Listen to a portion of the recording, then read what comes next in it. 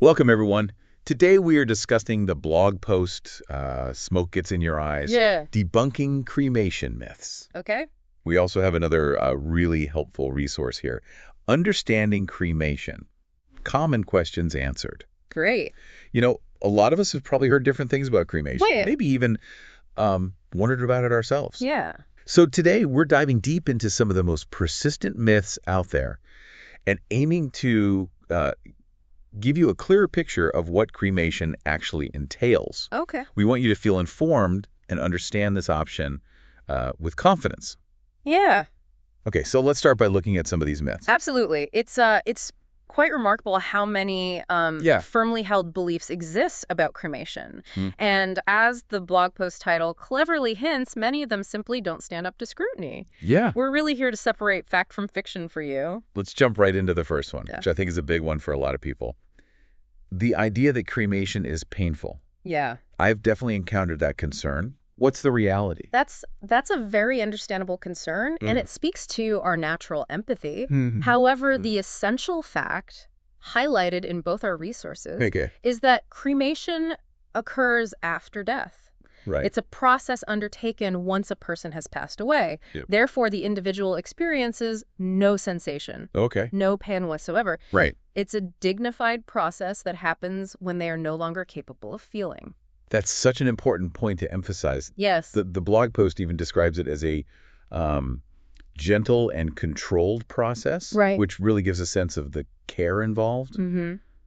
It's good to be clear that it's a peaceful procedure. Exactly. And the Understanding Cremation Guide tackles this directly in its question and answer section, Right. explicitly identifying the idea of pain as a common misconception. Yeah. So that's one myth we can definitely put to rest. Now, another area where I know people have questions and sometimes strong feelings is the environmental impact. Is cremation bad for the environment? This is a more complex issue. Right. And it's right that people consider the ecological aspects. Yeah. It's true that the process does release carbon emissions. Yep. And this is something our sources acknowledge. Mm-hmm. What's interesting to consider, though, is the progress being made and how it compares to other options. Tell me more about those advancements Yeah. for what's changing. Well, both the blog post and the Q&A highlight technological improvements. Okay. Modern crematories often utilize more energy-efficient equipment, and in many regions, they are subject to increasingly stringent environmental regulations aimed at minimizing their emissions. Okay.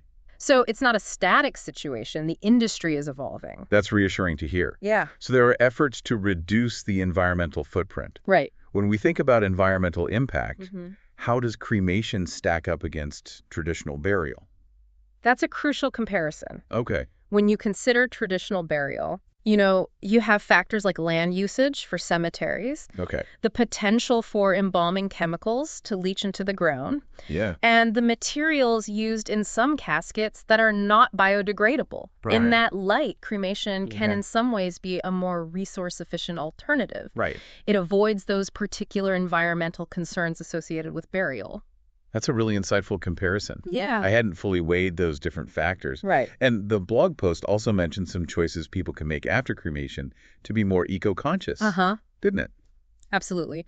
For individuals and families who are particularly mindful of their environmental impact, Okay. there are options like biodegradable urns that are designed to decompose naturally. Yeah. There's also the concept of memorial tree plantings, Mm-hmm. where the cremated remains are integrated into the planting of a tree, Okay. symbolizing a return to nature and new life. These choices offer ways to further minimize the environmental footprint and create a more natural form of remembrance. Okay. That gives a much fuller picture of the environmental considerations. Right. It's not just about emissions.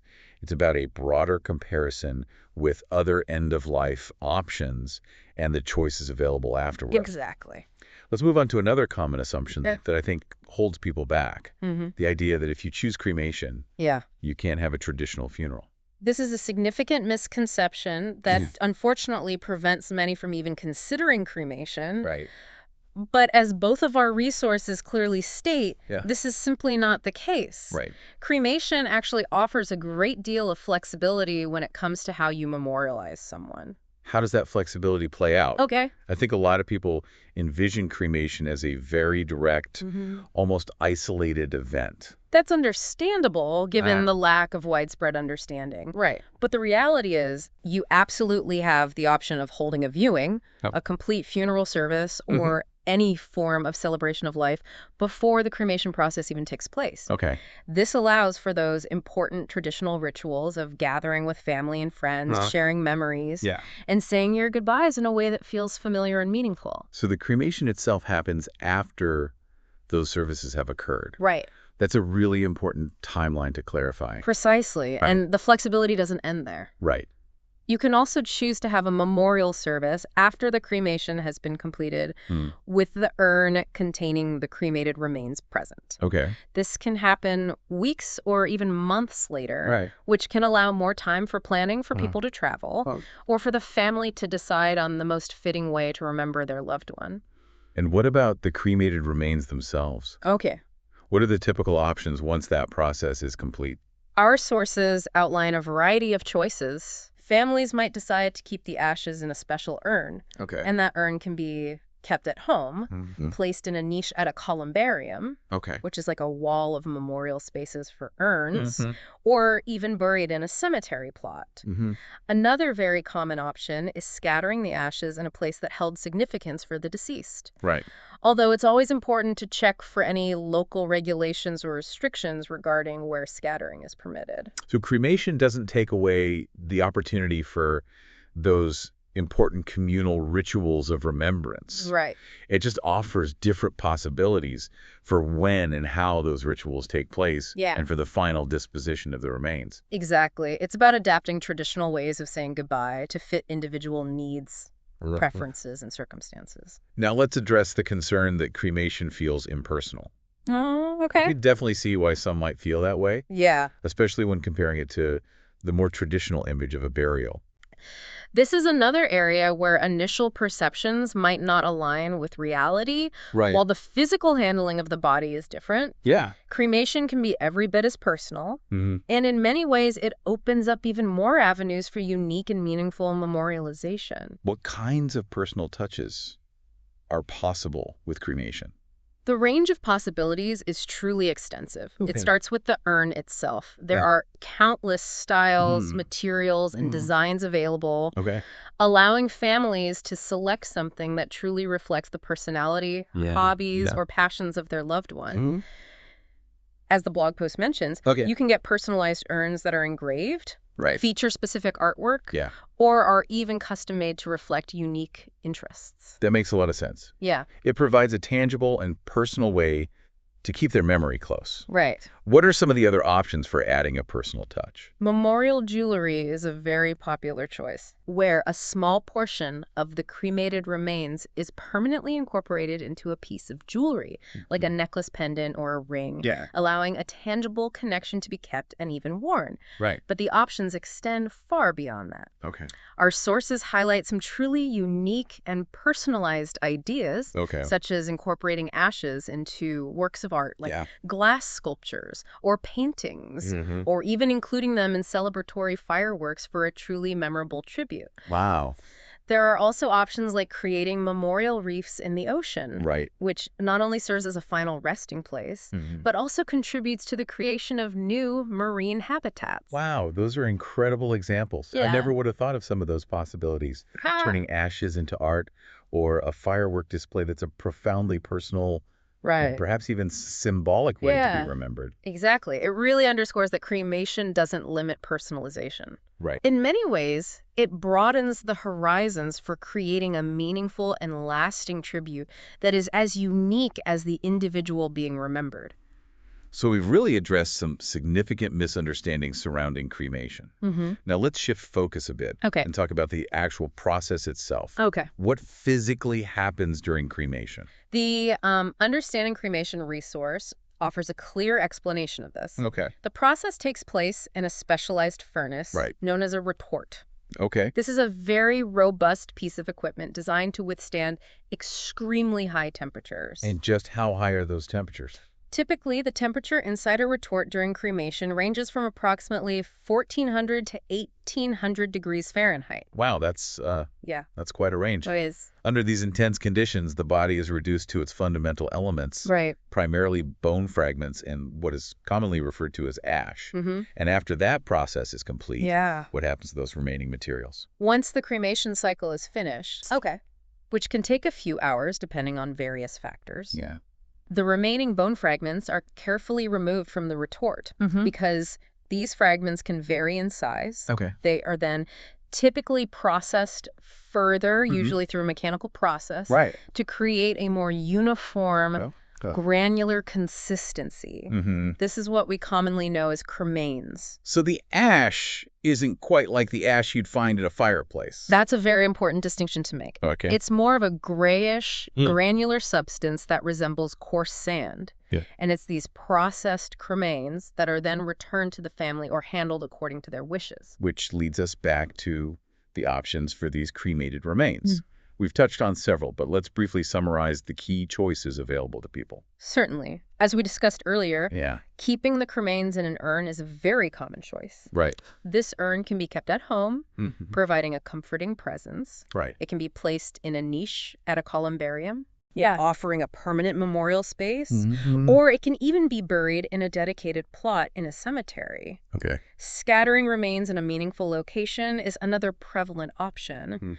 But as we noted, it's crucial to be aware of and adhere to any local or environmental regulations regarding where scattering is permitted. And we also explored some of the more personalized memorial items. Yes, these include things like memorial jewelry, where a small portion of the ashes is incorporated into a wearable keepsake. And then there are the more individualized and unique options, such as integrating the ashes into artwork, incorporating them into fireworks displays, or contributing to the creation of memorial reefs in the ocean, which, as we mentioned, also serves as a way to give back to the environment. It really highlights the wide spectrum of choices available, from the traditional to the very personalized and unique. Exactly. Now, considering all of this information, what would you say are some of the primary benefits of choosing cremation, as highlighted in our sources?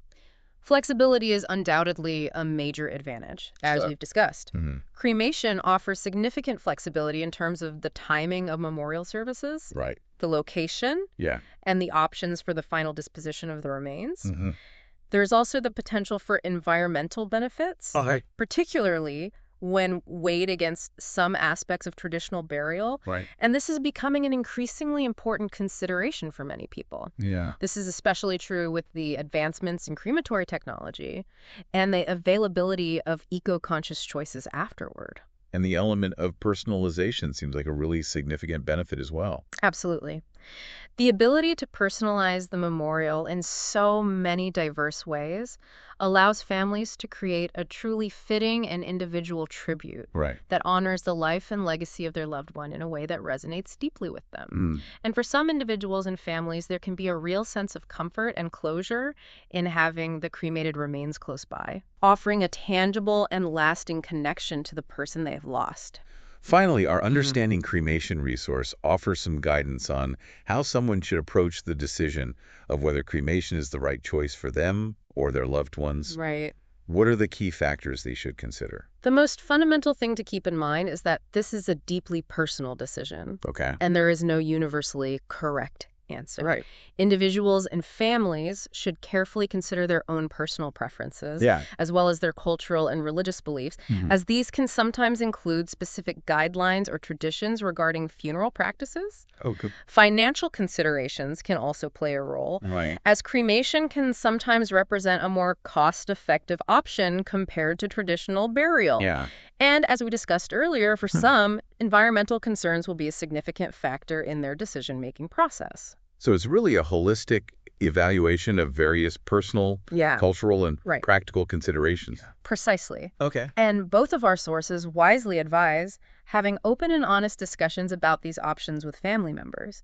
It's a decision that ideally should be made collaboratively, respecting everyone's feelings, beliefs, and perspectives to arrive at a choice that feels right for everyone involved and truly honors the life being remembered.